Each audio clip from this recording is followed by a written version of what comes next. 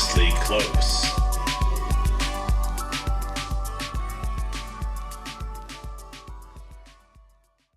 Thank you for listening to My Views Are My Own podcast.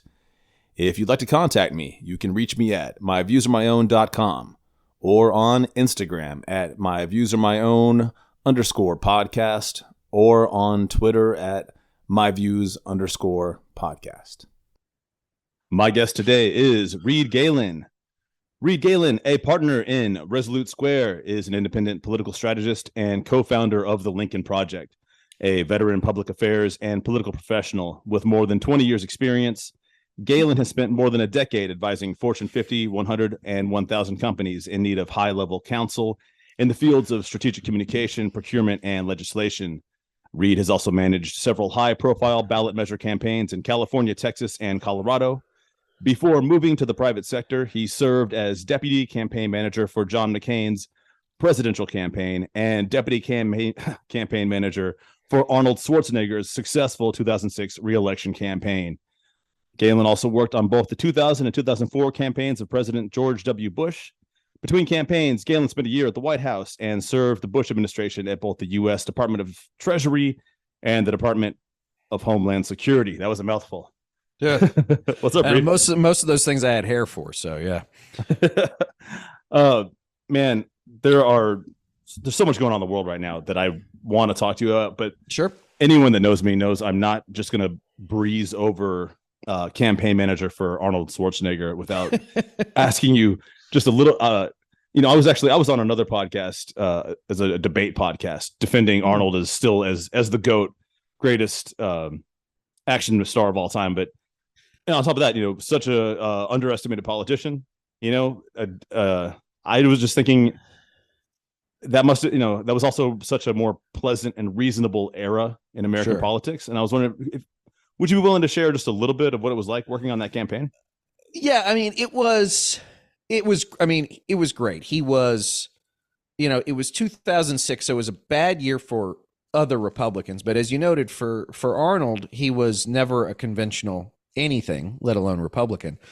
He was a great candidate. He was a fascinating person to be around. He was gracious and generous. And just, it was the only time, unless you worked for Donald Trump, right? When we worked for him, he was probably the most famous person in the world. Yeah. And so, he was a hard worker, and we got to run a great campaign. We raised a gajillion dollars. We ran against a guy who was, in an otherwise normal world, in an otherwise normal state, like probably would have been a contender. But, we raised like $80 million and beat this poor guy by like 17 points. I remember we had our election night at the Beverly Hilton, and we had this whole war room set up in this big fancy suite. So we were going to watch the counties come in, the returns. Polls close at 8 or whatever, 8:01 in 30 seconds. The Associated Press calls the race for us. Wow. And so we're just we shut down all the laptops. I guess all right, go tell Arnold he gets 4 more years. So it was a great campaign, but it was a great campaign. It was very well run. It was very well managed. When you have it's a great kind of campaign because you look back on it about how much fun it was. But also, you had, a superstar candidate who could raise a ton of money. Yeah. And so then when I went to work for Senator McCain, who was also a superstar candidate in his own right, but a much different thing. Working for George W. Bush in 2000 and 2004, and then Arnold in 2006 were incredible experiences. But one of a kind, exceptionally run campaigns for their time. So did not prepare me for the chaos that would be a John McCain campaign. Yeah. I've been hearing, because Sarah Palin's back in the news with the being a Trump endorsed candidate and losing. And that's kind of that's big news that so many of his candidates lost. But people were saying, a lot of people were saying things that Sarah Palin was kind of the biggest mistake John McCain really made in that campaign. I don't know if you would agree. Well, I guess, I wasn't there by then. I'd already pushed on, but I think just broadly speaking, it could be in the context of what they thought I think they needed was, some sort of Hail Mary Yeah. against somebody like Barack Obama. But remember, they went into Labor Day in that race tied, right, effectively. Yeah. And it was, but then remember, we had the financial meltdown and everything else, and everything just sort of cascaded out from there. But in retrospect, I would venture to say that, that decision, has had long-reaching effects on the Republican Party in particular, and on the country. But again, she was like, think of her more as like a catalyst, right? Yeah. She didn't get elected. She quit being governor pretty shortly thereafter, right? I think she thought that after having been on private planes and the fancy wardrobe and everything else, like going back to, Anchorage and being governor, or Juneau, didn't sound like that much fun. So she quit. She did the reality TV bit. Then she wanted back in. And the truth was, even Alaska didn't really want her back. Yeah. So she was a catalyst, I think, to a lot of stuff that you saw that was bubbling under the surface of the Republican Party for a long time. And she sort of was like the first, to use like a volcano metaphor, right? It was the first sort of, the first sort of ash that comes up. You see an earthquake, but you don't really know what to make of it. And then you saw a little bit more with the Tea Party in 2010. And then maybe we thought everything quieted down again, right? Because you get Mitt Romney as a Republican nominee in 2012. And then all hell breaks loose, right? Mount St. Helens occurs in the Republican Party, right? The whole side of the mountain blows off, and everything in its wake is wiped out. Yeah, that's interesting that you would refer to her as a catalyst, or like a volcano that's soon to erupt, but you don't know what to make of it at first, because I've never really thought much about Sarah Palin, even when she was, even when John McCain was running for president and she was in the news constantly, she wasn't much on my mind as someone who was going to change the face of how things are. And then I've been hearing a lot of people more recently referring to her as kind of a prototype or a proto MAGA. Like this is where they got the idea for the MAGA movement, is kind of where, like, Sarah Palin was the first one.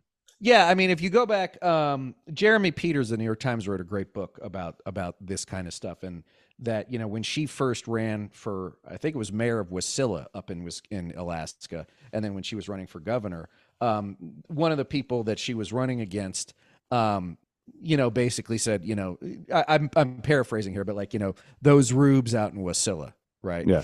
And that became the whole basis of her campaign, which was, run against the elites. These people don't like us. They don't want us to be in charge. They've been in charge for too long.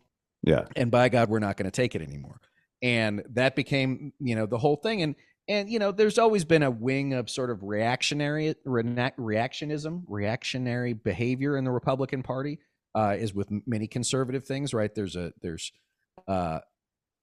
sort of backlash against elites, at least recently anyway, last 25 years. And so, yeah, she, I think, first understood that. But again, like Trump, though, she understood it instinctually more than she understood it intellectually, if that makes sense. It wasn't like she sat down at her dinner table one night and said, okay, well, this is what this guy said about me. He's the son of a governor or a senator or something. Now let's plot out how we're going to do this. Like, she fundamentally understood inside how her folks would react to that, because she was one of them. Yeah. Which is different than Trump, which was, well, Trump's a bigot and a goon, right? So in that regard, but he's not, like, he grew up rich, right? Lives in Manhattan now, lives in Palm Beach. Like, so he has very little in common with his most diehard supporters other than a viewpoint on the world, right? And he understood, again, instinctually what those people were reacting to in, 2015 and frankly, even up to this day. And you could easily say, when it comes down to a fundamental belief, they're right. I mean, a lot of the people are right to have the feeling that they're being exploited as working class people, or that there is a ruling class of elite people that are getting over on them. That's, people can feel that way. But yeah, look, I mean, we're if we're not an oligarchy yet, we're pretty goddamn close. Yeah. Right. I mean, I was talking about this the other day. Like Elon Musk, like, we have to deal with his happy ass. Why? Because he's the richest man on the planet. Yeah. Jeff Bezos is like a Bond villain, right? Yeah. I mean, you have what, 2 or 3 cell phone companies. You got 2 or 3 cable companies. You have to abide by the healthcare options that your state provides, right? Because they're all legislatively imposed monopolies. And so, yeah, most of your life, is controlled by, or not controlled by, but most of your life that you do externally to like making yourself dinner. And even that's like, you got what, two choices in grocery stores because they're all gobbled up. Yeah. So yeah, we got a big problem. And I mean, what I mean is like, we got too much big, if that makes sense. Yeah. And when in 2015, 2016, if you listen to a Donald Trump speech, let me say this, if you read a Donald Trump speech and you read a Bernie Sanders speech, with the exception of Trump's, outlandish statements about Mexico and the wall and, all the transgressive stuff, the populism stuff was very close. Yeah. Very, very close. There's a group of elites who don't care about you. They're just trying to make themselves rich. They're self-interested. And most people are probably right. You look at half the things that the super wealthy get away with, right? Big companies get away with, that if you did as an individual, you'd never get away with, right? You'd spend the rest of your life in the clink. Yeah, of course. Yeah. And so like, it's not unusual that we've come to this place. Also, the Democratic Party, which for decades was the party of the working class, mostly through its connections to organized labor, really started moving to the coasts, right? Yeah. And, not only out, but also up from an economic perspective, and, and abandoned, organized labor, largely, with the exception of public employee unions, teachers, and that kind of stuff. And, the average, union guy was probably always more conservative than certainly a Democrat today would be. Right. But we're probably culturally conservative. What in 1984 we would have called a Reagan Democrat, right? A blue dog Democrat, a conservative Democrat. Yeah. But Democrats stopped being conservative Democrats because they started losing primaries to more, liberal, progressive candidates. And before you know it, literally the middle of the country for the most part is hollowed out from a Democratic perspective. And that's why now, Michigan, Pennsylvania, Wisconsin, like they're a fight every year because they're 50-50 states. I mean, a couple points here or there, maybe even on the Democratic side of the aisle. But for the most part, those places that were bulwarks of Democratic strength for decades, are now battleground states, and places like Texas and Florida and Ohio, right? Florida and Ohio, like if you won Florida and Ohio for a million years, you were going to be president, right? Yeah. Now they're red states. They're high, but they're super Republican states. You're not likely to win those, which means that Democrats have to have a much narrower playing field at a presidential level to win the presidency. Yeah, and I assume a lot of this is the result of the culture war, the taking it from exactly what you're saying, labor unions. Like that should be the main thing that you're just, as a Democrat, you should be talking about the power of labor unions. I mean, that should be like, and I think that Bernie is really, seems to be on point with that. But well, I mean, I think it's more than that. I think labor unions were the means to an end, which was for the individual worker. A labor union at its best would give them agency, more than a living wage, security, health care, the opportunity to advance economically, for their kids to advance economically. And a lot of that has been hollowed out in the last 40 or 45 years. Most of it, I mean, it's almost, completely gone now. And now you start to see some organic stuff, Starbucks, Amazon, where these, where folks are going in and organizing, without the AFL-CIO or any of the big labor unions. So, labor was organized labor was, and it still is, again, with public employee unions, is still a heavily Democratic, power base and source of funds and voters. But the average, working class voter now, I think probably just trying to get along in the world. And I think Republicans appeal to a resentment, right? Yes. But not economically. But at this point now, there's a lot of folks who will put resentment over economics.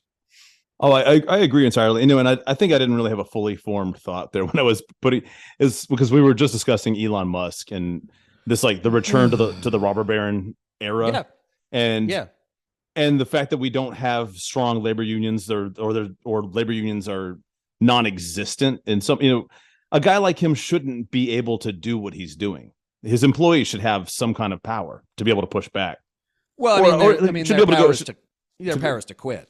I mean, that's the problem. Is like he can go into Twitter, buy Twitter, and fire everyone, and that should be the kind of thing that there should be a union to where a tech union. Well, I mean, that's the weird part about the tech community, right? It's this sort of weird libertarianism, right? Which is sort of every man for himself, and it typically is every man for himself there.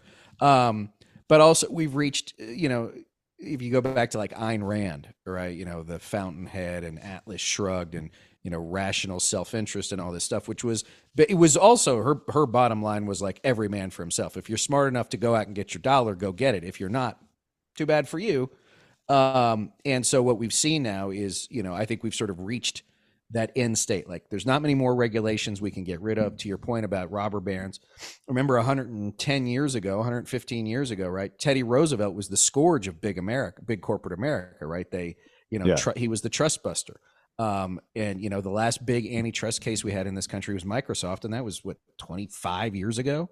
And so, there's, like I said, there's just a lot of big, and the problem is when you get big, this is why you got rid of Standard Oil, right? Because they could set the price of everything. It's why, they broke up Ma Bell. Now look, even when they broke up Ma Bell and AT&T, they've all come back together, right? And there used to be, a governmental role that said like, capitalism unfettered will almost assuredly lead to significant economic disparity, which I think we're seeing. Capitalism, with guardrails, right, is still capitalism. It's not socialism. It's not communism. It's well regulated, and there's nothing wrong with that, unless, of course, everybody, politically, media, financially, big corporate stuff is like, no, I don't. I know, like we're going to buy our politicians, we're going to buy our legislation. And, now we're going to make sure that only the stuff that we want to have happens. And that's and they've been largely successful at that. They own the system. It works for them. It doesn't work for you and me. It works for them. Yeah. And you're saying this, you're hearing this from a guy who grew up as a Republican, right? Yeah. Who worked in Republican politics starting when I was 16. Yeah. But, I think that's the other part too, is like, the idea of what we have now is not capitalism. It's crony capitalism. Yeah. Right. Everybody who can get over on you is able to, because the rules are set for them, not for you. What do you think about Citizens United? Citizens United. So, the influx of money into politics, let me say this about money in politics. It doesn't buy you victory. It buys you options on a campaign. The more money you have, the more stuff you can do. The more TV ads you can produce that you can buy, the more people you can hire to go door to door, the more times you can rent an airplane to fly around someplace, whatever it is, right? Mm-hmm. The less money you have, the less, you're able to do all those things. But we're reaching, I think, a point of diminishing returns. So like, as we're recording this, we're about a few days away from the Senate runoff in Georgia, right? Right. Yeah. Something like $80 million between election day, 4 weeks ago, and election day, as we're recording this next week, that's $20 million a week. And it'll probably be over 100 by the time that's done. Most of it going to spend on broadcast television in Atlanta, Augusta, Dalton, wherever the hell it is, right? Doesn't matter. Yeah. It's cheaper to buy a television station probably there than it is to advertise on one. But the question is, like, how much literal bang for your buck are you getting for every one of those TV ads you bought? And the truth is probably not, because it's so oversaturated. People have tuned it out. Yeah. And broadcast television is great, but like, when's the last time you sat in front of your television, right, watching ABC or CBS or NBC, right, and you sat through all the commercials because you're watching it live, right, and you're not on your phone at the same time? Like, you watch the show when it's on, and then the commercial comes on, you're on your phone, right? So are you even paying attention to what's on the screen in front of you? Anyway, if you hadn't already recorded it, and you can, some people get the whatever Jackrabbit or whatever skips over I mean, a step beyond that, I don't watch any live television at home the only time I am ever exposed to traditional cable television the way that I used to see it as a child Right. is if I'm in a hotel room and if I don't have my Right. laptop and I'm in a hotel room and I'm Totally. bored, and that's the only time, and I'll turn on like a Law and Order marathon. You're right. Right. And every time the commercials come on, I mute it and I fuck with my phone. Right. So Totally. like, This is exactly right. so, I mean, So you're what an 1,000 miles from home watching an ad for a race you won't vote in. yeah, and then what an absurd use of money. But I guess the reason I did bring it up, though, some of the things you were talking about earlier, I just, Yeah. I mean, yeah, I totally agree. This broadcast television spending, I don't know, who's behind, who's in these think tanks saying, "Hey, this is still a good use of money." Well, But I mean, just on that front, the truth is the reason why it gets spent like that is because the people who spend the money are incentivized, because if you spend $100 on television, most people are taking 15% off the top, right? okay, So if for every $100 you're making 15, right? Well, that's the standard across the political spectrum, right? That's the standard commission rate, unless you've got a special deal. Maybe presidential campaigns pay less because there's so much money that yeah, they're not going to give somebody 15% of $1 billion, right. But so the incentives are why does it get spent like that? Because the incentives are all fucked up.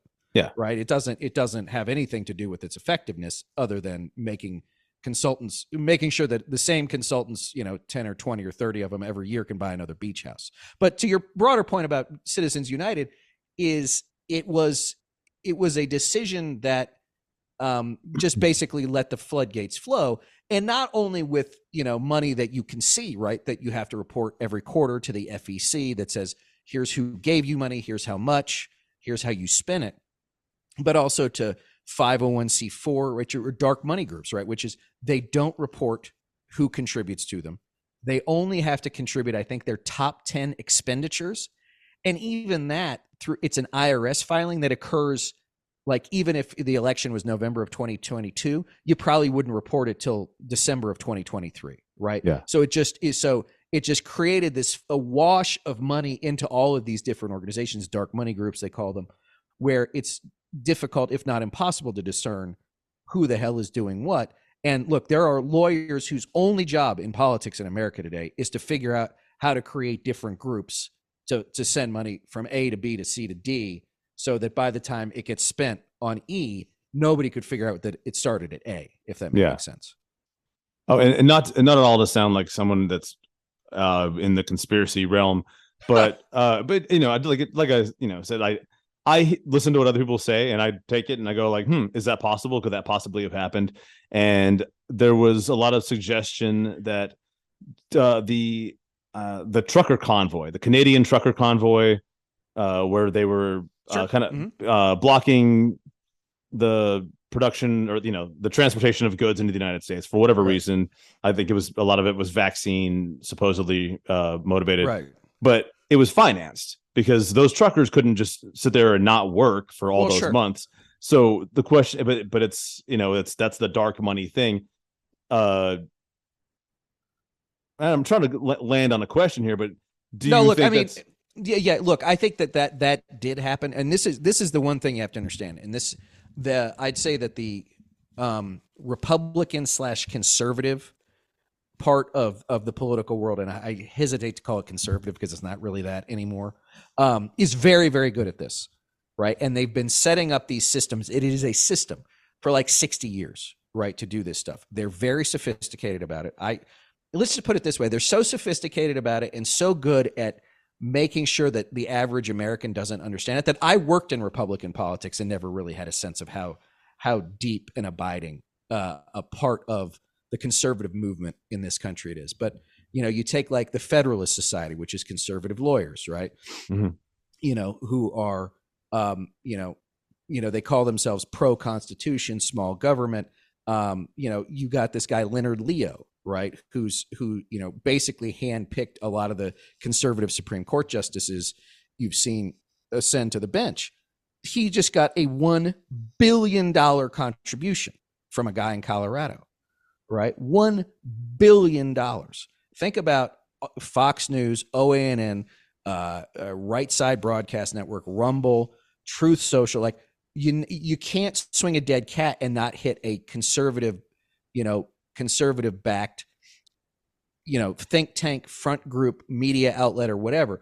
It is relentless. It is well resourced. It is highly organized, right? Yeah. They have a viewpoint of what they want the world to look like.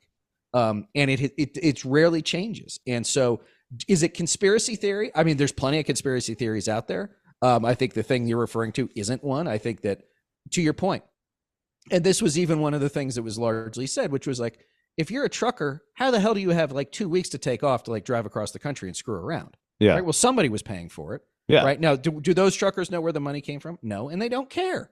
Right? They're like, somebody said, "Hey, I'll give you $1,000 a day to drive across the country." He's like, "It's better than I'm making anyway." So okay, sure, why not? Yeah. And not to kick a dead horse, but I mean, truckers are notoriously overworked.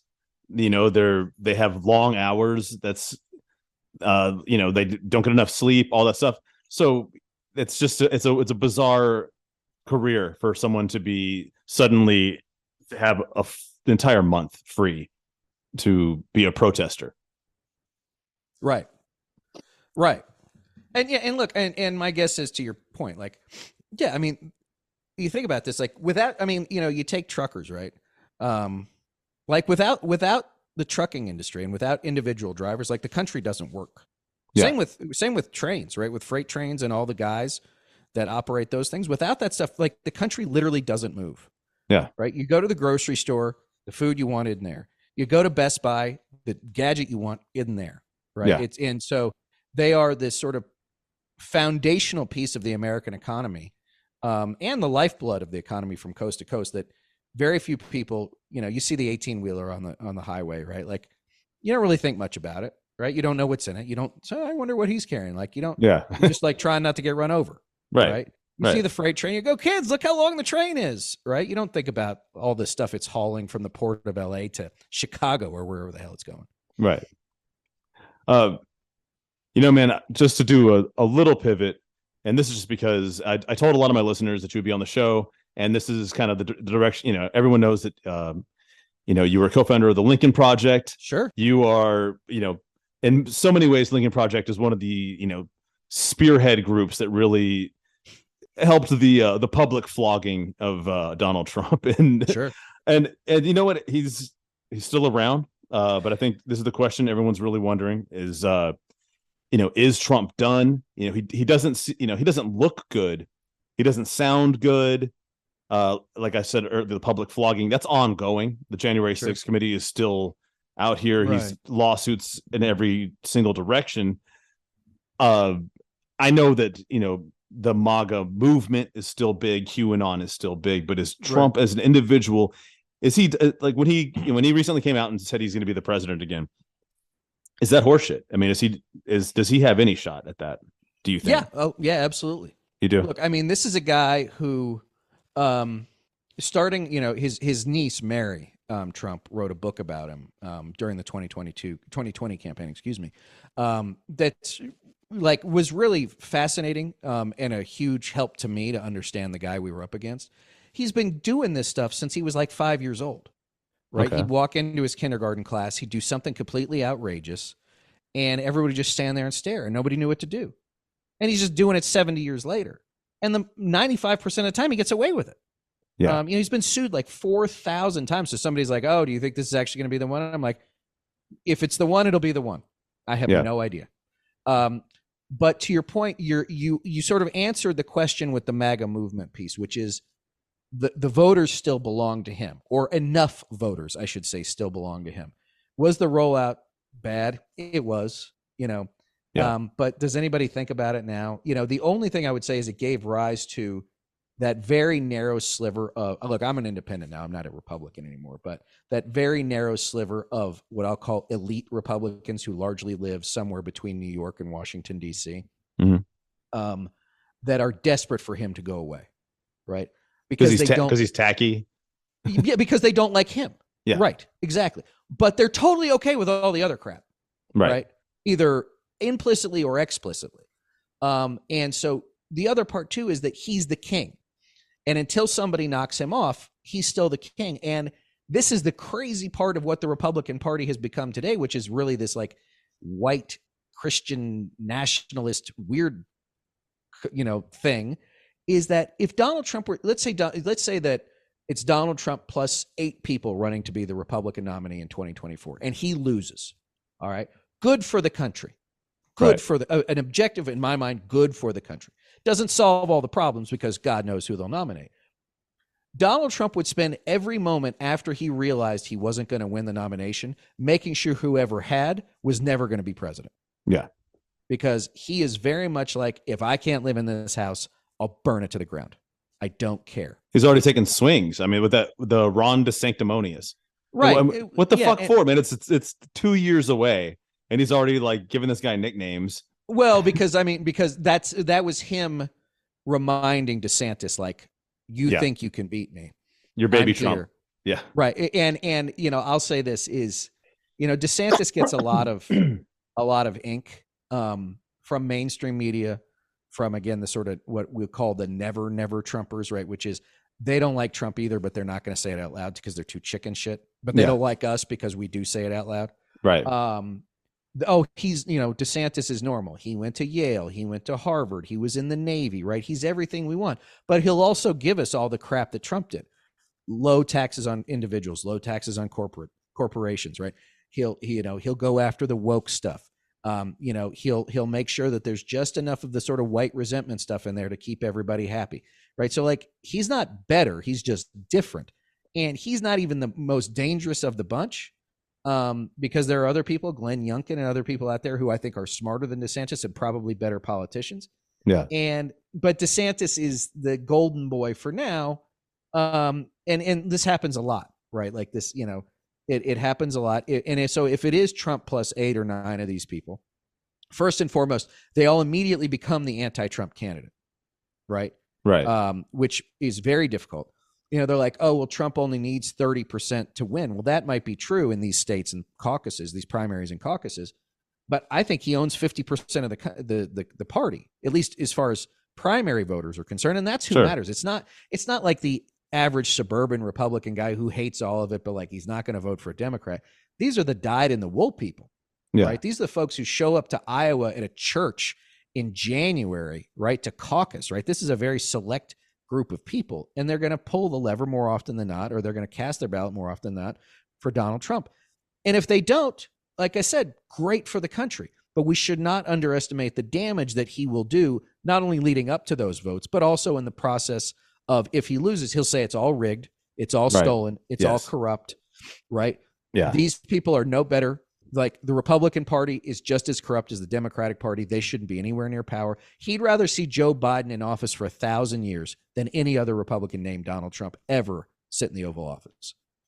Yeah. No, yeah. And I was just reading this morning too about election officials, just like how that's become a dangerous job to do now, which is, I don't know if that ever was the case before in the history of this country, where it was an unsafe to be a person that counts votes, to have your family threatened and life threatened. It's a great question, right? Because, Doug, those folks, there's tens of thousands, maybe even hundreds of thousands of them, largely either part-time workers who do this around election season or volunteers. It is tedious, sometimes boring, right? You have to explain to people how to cast their ballot, how to vote their ballot, all this other stuff. But they are the grease that makes the machine go, right? Yeah. And most of the people who do that do it because they believe it's their patriotic duty. A lot of them tend to be older, right? They see this as the way that they contribute, right? And then we saw with during the January 6th committee, Shay and her mom, Miss Ruby, 2 African-American women from Atlanta who'd been at the Mercedes Dome, whatever they used to call the Superdome, whatever the hell they call it in Atlanta, where they were counting ballots. And now they single out Shay and her mom, right, as people who were, quote unquote, stealing ballots from Donald Trump. Listen, the fact that they were African-American was first on the list, right? That was what they didn't choose the suburban white lady from Buckhead, right? And then, to hear Shay's story, to hear Miss Ruby's story about Shay's grandmother, right? She can't take her walk down the street. Like, that is real stuff, and that is insidious, and that is part and parcel of what you see with Trump and all these other people, which is the Republicans, like, they didn't say any, like, you look back last summer to that testimony, no Republican who wasn't on the committee said, Shay and her mom were doing the Lord's work. They were doing the true work of democracy, and how dare any of this happen. They didn't say anything, right? Yeah. Because they were perfectly willing to let Trump do all the dirty work for him. Why do you think that, so many Republicans 2 years ago when Trump was, leading up to January 6th, didn't say anything? Because at least half of them wanted to see if it would work. Right. Yeah. Right. And they didn't want to be on the wrong side, because they figured, well, if it works, I'm okay. And if it doesn't work, I'll go out and say, what an idiot. But then what did they do? January 6th happens, people die, close to the government toppling. 2 weeks later, everything's good, right? Yeah. And why do they get upset with him? Why do they get upset with him for election 2022? Not because of all the things he'd done when he was in office, right? But because they blamed him for costing them votes, which is power, right? That's why they got mad at him, not because. And if it had been an overwhelming success for Republicans, they would have been lifting Trump as much as they could with his 350-pound ass, onto a litter to say, the king is back, the king is back. Yeah. Yeah. A fickle group of to say the least, of pretty despicable people, for sure. And like you were saying, and it wasn't just those two women. I mean, Trump tweeted people by name, right? That were just private citizens. They're not even politicians, just election officials, just people that count your votes. That's all they do. Right. Some guy in Philadelphia, I can't remember, but I believe he was a Republican even. Yeah, well, and Brad Raffensperger, who's the Secretary of State of Georgia, right? Yeah. He and his wife got death threats. His daughter-in-law, who is the widow of Raffensperger's son, right? Like, was getting death threats, with their baby, right? So here you have, Raffensperger and his wife are getting death threats. Their son has already passed away, which is an unspeakable tragedy. And now their daughter-in-law and grandchild are getting death threats, right? Like, it's fun. It is fundamentally un-American. There's no better nature of your angels, right? By going out and threatening somebody because, they decided that they were going to do their job, which is what they did. What do you think about the term stochastic terrorism in applying it into what we're speaking about right now? Do you think do you think people are being hyperbolic by saying that certain right-wing entities, are committing a form of stochastic terrorism by encouraging this violence? I don't think I will say this, is that I think they'd want to. I don't think they're smart enough or well organized yet, but that doesn't mean they won't be. But I think we're seeing it individually. We're seeing it individually at the mostly black grocery store in Buffalo, New York, at the Tree of Life Synagogue in Pittsburgh, Pennsylvania, and other places. Just recently, where was the last? I mean, there's so many of them now, Doug. I don't even remember which ones. But nightclub in Colorado was the most recent. The nightclub in Colorado, right? So, like, this stuff is already occurring. It's occurring on an individual basis. But we saw, in 2020, and again, we should assume that this could happen again in 2024. In fact, we should assume it will happen. Remember that the Proud Boys would go into, especially a place like Portland, Oregon, right, and start fights.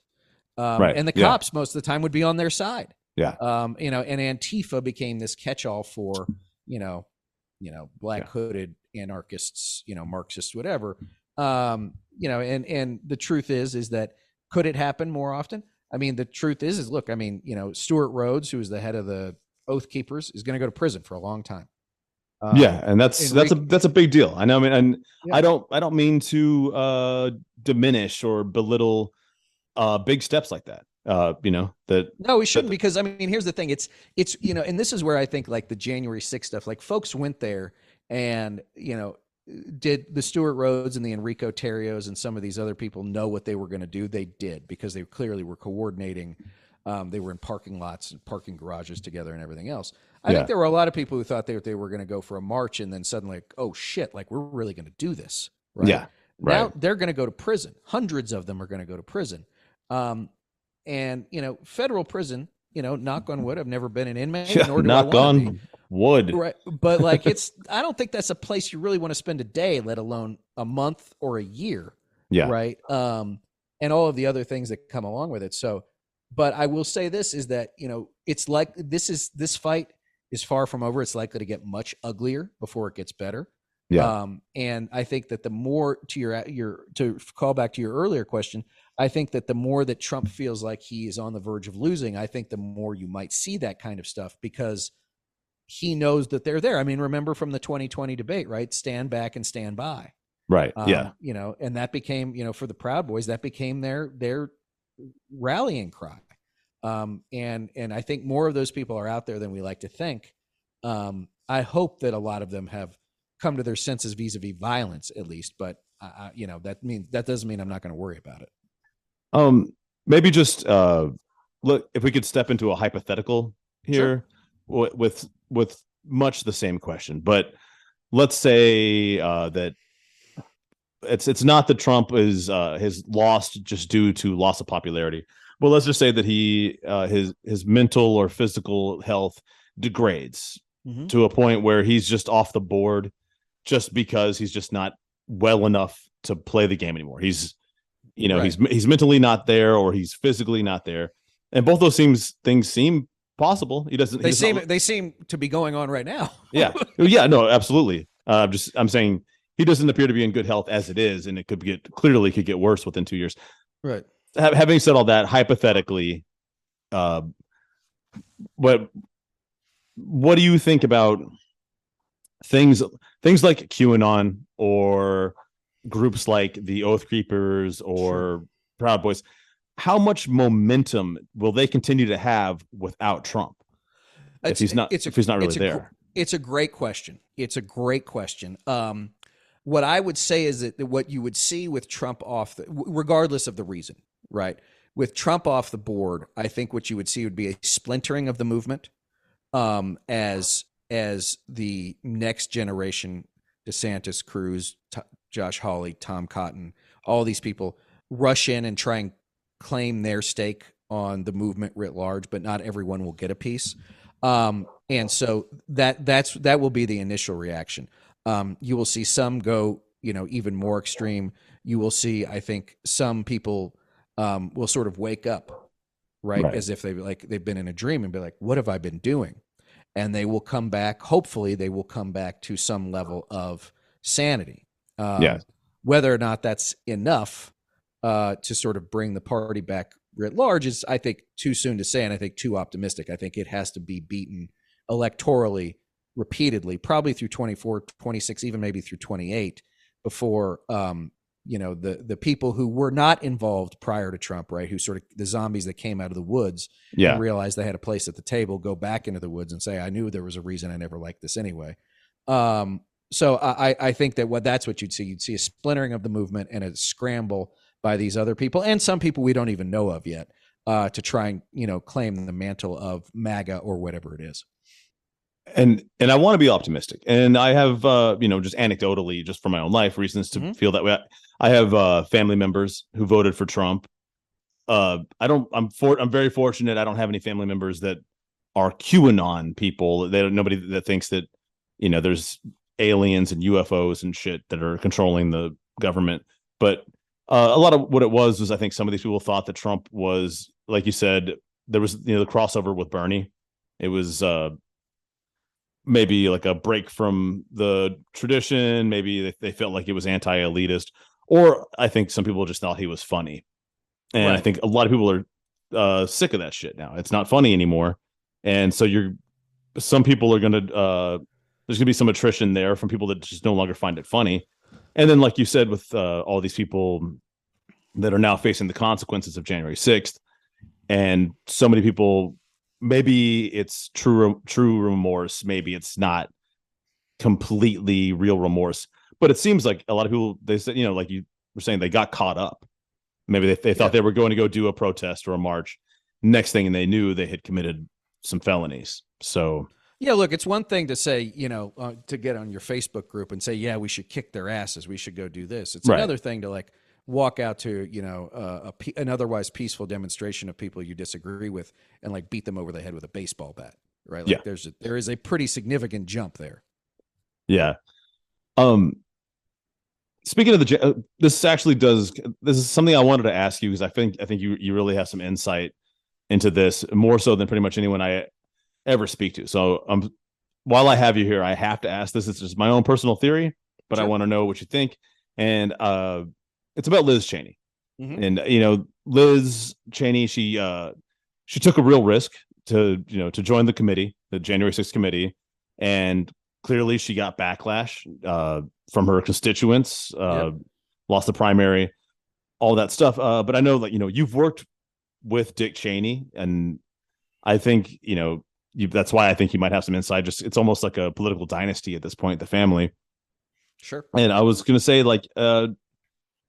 and I guess it's just a theory, but my theory is that Liz Cheney has a greater scope of long-term vision than the average MAGA sycophant, maybe that's a colleague of hers that's at this moment in time. Sure. And yeah, like she lost her seat, but this is maybe just a bump in the road for her political career. I think she's got maybe some bigger plans. I'm just curious what you think about that. You might be right. I'm not sure. My guess is that she's got about a month left in office, so she'll probably wrap up her work on the January 6th committee with whatever their final report will be.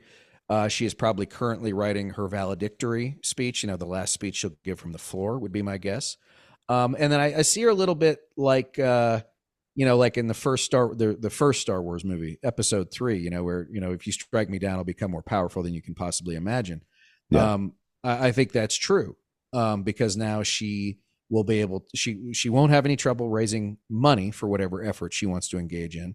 She'll be able to travel. She has great name ID, a lot of notoriety. There are a lot of people from the Bush Cheney era, the time that I worked there. When she went down to Dallas to do a fundraiser, they raised her outrageous amounts of money. So she is going to have some backing. The amount of backing she has within the Republican Party is probably 15 or 20%, but she also has a hell of a lot of Democrats that love her. Just, how many, I travel the country and I spend a lot of time with Democrats, and they're like, I don't agree with anything, but I love her. Right. At least she stood up and she fought. Right. Yeah. And so I don't think she's in any hurry to decide what that next big move is going to be. People, she's going to run for president. Like, I don't know. I mean, what she said is, I will do whatever it takes to make sure that Donald Trump is never in the Oval Office again. Well, that could be a spectrum of different things. Correct. Right. Yeah. And so I think, and remember here that, what we tried to do in 2020 against Trump, and what I think we successfully did then, and what I think we were successful about doing in 2022 is, like, we're old Republicans, right? We know how to talk to Republicans. And so from our perspective, it's shaving off 3, 4, 5, 6, 7% of Republican voters from Trump or from the worst Republican to say, look, if I get it, you're a Republican. If you think you can vote for the Democrat, vote for the Democrat. This is a normal person, right? If you can't, just stay home, skip the race altogether. And that's what you saw beat Trump in 2020. And what you saw, was that people either went to Biden or they stayed home. I mean, remember that in a place like Georgia, why did Trump lose? Well, yeah, I mean, the arithmetic says Biden got more votes. True. But 50,000 Republicans who could have participated in that race for Trump didn't. Right? Yeah. They just skipped the race altogether. And so I think that's an important thing. Up in Wisconsin, where Governor Tony Evers was just reelected Democrat, got 7% of the Republican vote. We spent a lot of time, a lot of money, a lot of effort in Wisconsin, making sure that those Republicans were like, you don't have to do this, right? Tony Evers, former school teacher, right? Like, this is not the communist Marxist overlord, right? Yeah. Just a normal guy. And I think that we'll have to do that again in 24, which is, we don't need every Republican to break off. We just need enough. And I think that exists. But it's an ongoing thing, which is, there's a magnetic force to being part of a political party now, which is, okay, I skipped this race because I didn't like Republicans, but I'm not really a Democrat. So I'm going to sort of scoot back to the island for a minute. We have to try and keep those people off the island and say, look, call yourself a Republican if you want, but if this person believes in Trump, believes 2020 was stolen, all this other craziness, believes in Nick Fuentes, believes in Kanye West, they're not your people. You don't want them, right? And, I always say, look, I can't wait for the time in this country, right, when we can all get back to arguing about, like, taxes and the environment, Right. Yes. Like all that stuff. Like I can't wait for that day. Oh right. my Like God. great. I'm happy to debate the finer points of tax policy. Like nobody wants to listen to it because it's boring, but I'm happy to do it. That's not where we are right now. We're in a much bigger fight. Yeah. And for us, democracy is the umbrella that allows people of, from Liz Cheney to AOC, right, to stand under it together and say, in this time, we will work together. Yeah. No, and then I couldn't agree with you more with your previous statement just now. And also, like you said, talking about the finer points of tax reform or whatever it may be, these are sometimes also just conversations for people that are very smart with specialized knowledge, and that would be fine and nice, but like you're saying, these are extraordinary times. Well, and I think the other part too is that we always talk, we always make that joke. I can't wait to get back to arguing about policy, but really the issue is values, right? I mean, voters, the values that voters chose from, and look, we only have two choices, and I spent a lot of time trying to create additional choices, and it's a very difficult job. Is when you go into the polling place and you see an R behind a person's name or a D behind a person's name, it's shorthand for a set of values. Yeah. I largely believe in this person's values, so I will agree with them and I will vote for them. Well, if you're a Republican now and you see that R, right, you have to ask yourself, are these the values I represent or represent me? Yeah. And I think for a lot of them, they're not. Now, some people are like, he's the leader of the party, I vote for the Republican no matter what. Look, I mean, Doug, look at how close 2022 was. Like, we are a 50-50 country. There were some absolute goons out there who damn near won, right? So like we got over the line, but the fight is far from over. And so like what we're going to do for the next couple of years, aside from many other things, is like convince these Republicans, like when you see that R, it does not represent you, right? It does not represent your values, because if your values are decency, love thy neighbor, everything else, right? Like look after your community, do your best, right? Like what do you want to pass on to your children? Right. Like I'm not passing on to my children the values of today's Republican Party, because that's just going to guarantee they're terrible freaking people. And I don't want that. I mean, it's the kind of thing. And, I don't want to look back with rose tinted glasses and, say that things were ever idyllic, but there was a time, where there were certain things if you did them, that would be the end of it. And if it came out that you were a domestic abuser, that would be the end of your campaign, should be the end of your campaign. And, that's at the moment, that's not the case.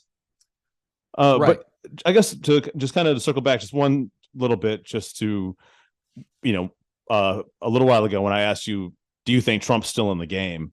And you said unequivocally, yes, he's still a force in this. Do you predict the 2024 presidential election is going to be Biden versus Trump again? Do you think that was actually what we're looking at? As of this moment, yes. Wow. Okay. As of this moment, yes. I mean, the president continues to make, he said in a press conference the other day that, yes, we're going to run. You just, not to get too nerdy, but, the Democratic National Committee is reworking the order of their primary elections. They want to put South Carolina first. South Carolina is the place where the president won, and ultimately the rest of the field collapsed behind him. So I think he has a special place in his heart, and I think South Carolina for him. Michigan has moved up, a place where Biden has a lot of strength. So I think he's going to run. I even read this morning. The only two things, really the only thing that could keep him from running is if Mrs. Biden, Dr. Biden, said, you're not going to do this. That she would be the only one at this point, probably of 8 billion people on earth. She's the only person who could say you're not going to do this. And my guess is she sees the landscape. And I would say this, I haven't heard him say this, but I would venture to say that he has said it to people. I'm the only one who has beaten this guy, and I'm the only one who can beat this guy. And I'm not sure I disagree with him. Okay. Now, do I think it's great for the country that you're going to have, two octogenarians running for president? No. Do I wish, look, I'm a Gen Xer. Do I wish that the baby boomers and the silent generation folks had, decided to go, spend their retirement playing golf in Florida? I wish they had, but they won't let go. And this will, 2024 probably will be the last battle of that generation. But think about it. That will mean that between 1992 and potentially 2029, right? That generation ran the country for 30 freaking years. Yeah. Right. I mean, Wow. that's crazy. Yeah. Yeah. Well, and I guess this really segues into a big question I really wanted to ask you, and just I know that this kind of gets more into the realm of, it almost seems like fantasy, but it could also be very, very, very real, and Right. that's the best way to put it. I don't know, is I guess maybe just to say, what do you think about the United States shifting from being a two-party system to possibly a three-party system, maybe four, maybe, even more. I don't know. What do you think about possibly the Republican Party breaking, going, hey, MAGA half, you get your half, and the Listen, I mean, as I noted, I spent 3 years trying to figure that out. right. I tried to start a third party, and we got ballot access, which allows you to actually run candidates in one state, New York, and it's already gone. Right, it lasted 4 years. Yeah. Both the Republican and the Democratic parties make the barriers to new parties very, very difficult. Yeah. In most states, like where I live here in Utah, it's actually very easy. But starting a new party is just the first part. Then you've got to have party apparatus. You've got to have candidates. You've got to have money. You've got to have all this other stuff that supports these candidates running for office.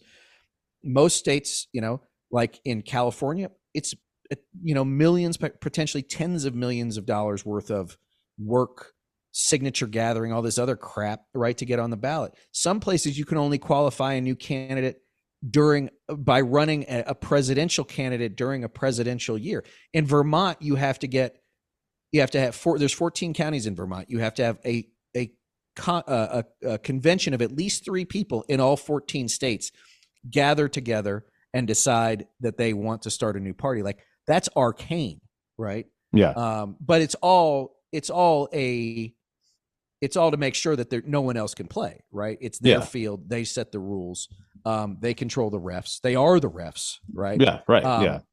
And so do I think that it's possible? I think it's possible. It might be as possible as it's been in many years, simply because, to your point about the Republican Party, right? There's a schism there. There is a schism within the Democratic Party between the moderates and the progressives. Right. The difference is, in the Democratic Party, the moderates still make up the bulk of the party, and the progressives are the noisy wing. Whereas in the Republican Party, I believe the MAGAs make up most of the party, and the establishment is the sort of rump of it. So I think it could happen, but it's going to take a concerted effort. And listen, I mean, the one thing that a lot of these new party groups do, and I understand why they do it, is they try and be all things to all people. Right. Take a little bit from the left and a little bit from the right. We won't be offensive, right? Because we want to get as many people in the door as we can. But you don't really stand for anything, right? You stand for, well, we want to do this to give people a new option. All right. But like, to what end?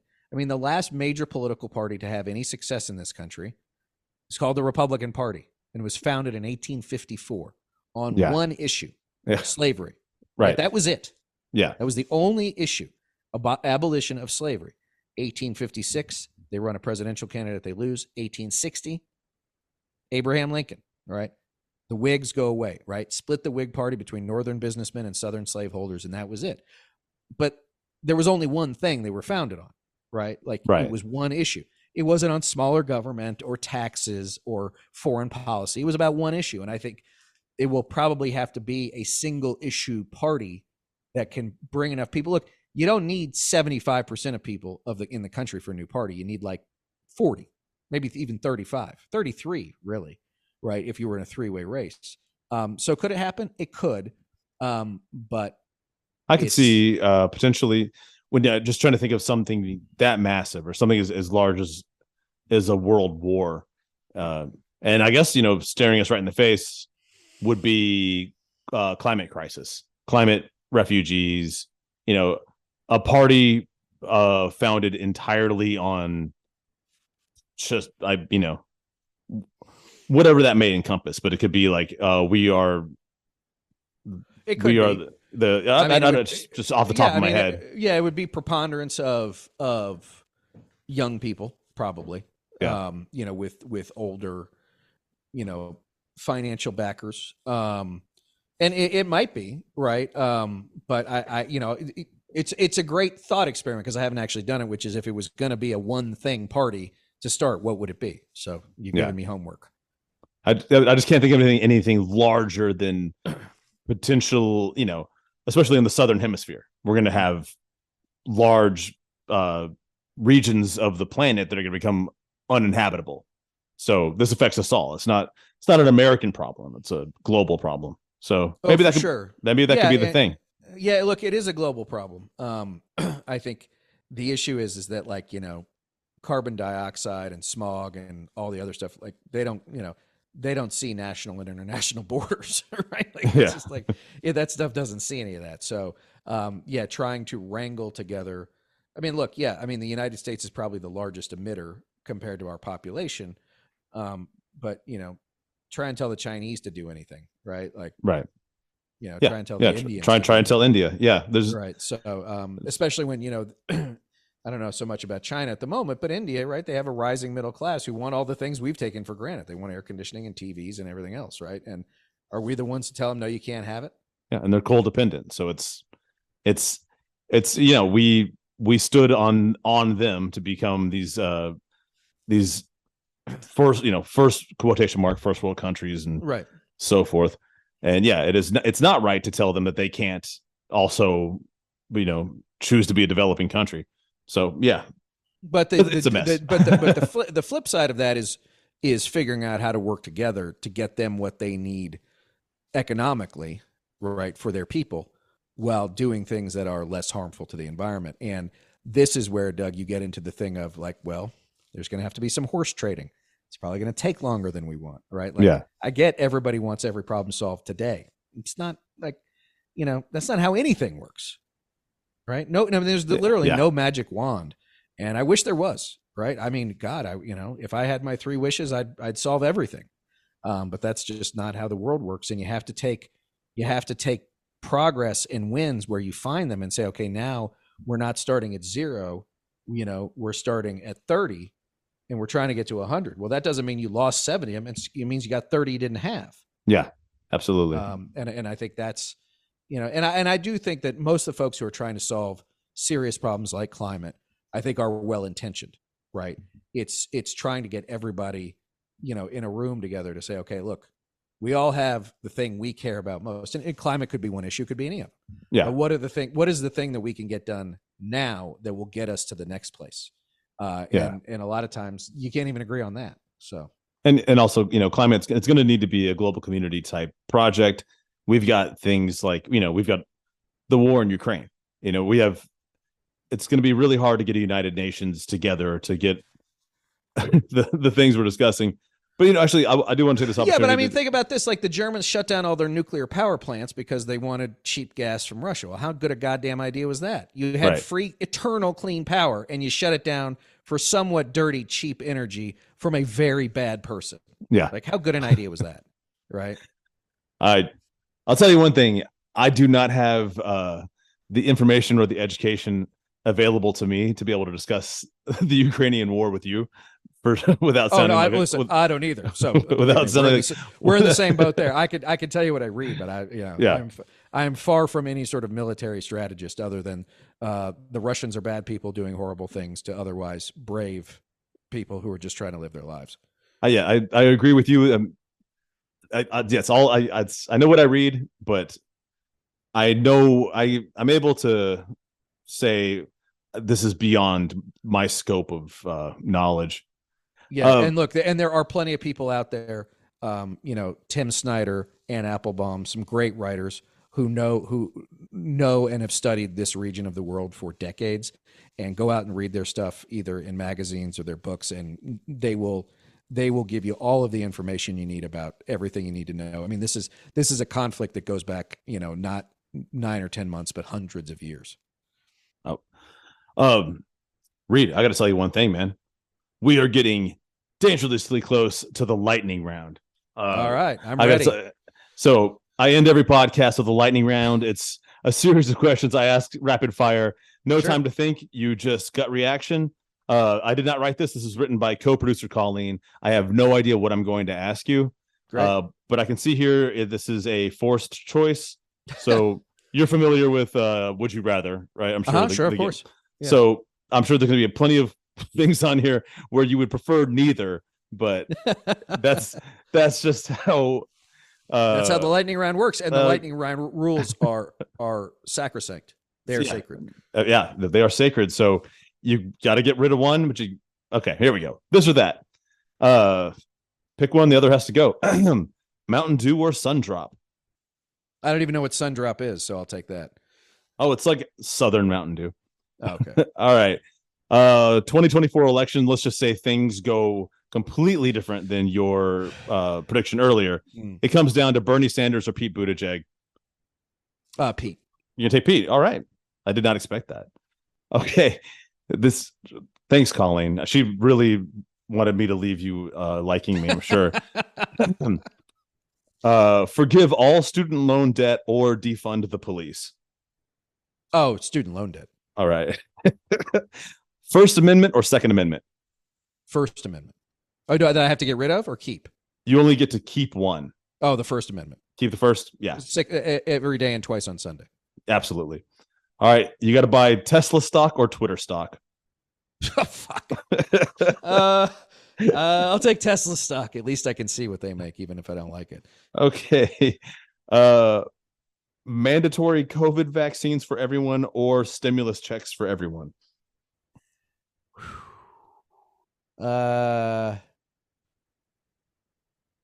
I guess I'll take stimulus checks. Sure. Everybody needs money. I like, if you don't, at this point, if you don't want to get vaccinated, what the hell am I going to tell you? Yeah, right? I tell you what, man. Also, I was really enjoying those stimulus checks. I really was. Okay,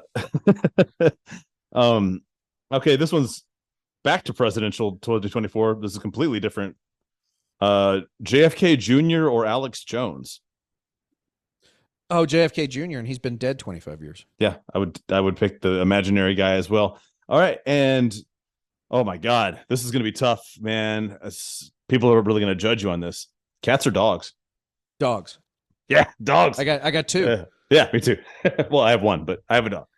I have two black labs, one old and one puppy. So yes, dogs. Oh, awesome. And I grew up with cats, and I'm allergic to cats, so I don't. Yeah, listen. I don't really care, but dogs 1,000 times. Look, I loved. If someone's got a cat and I'm at their house, I'm going to pet the cat.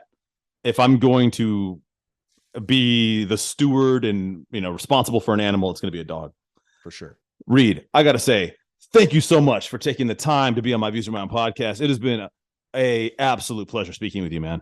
No, listen, Doug, thanks for having me, and thanks to everybody out there.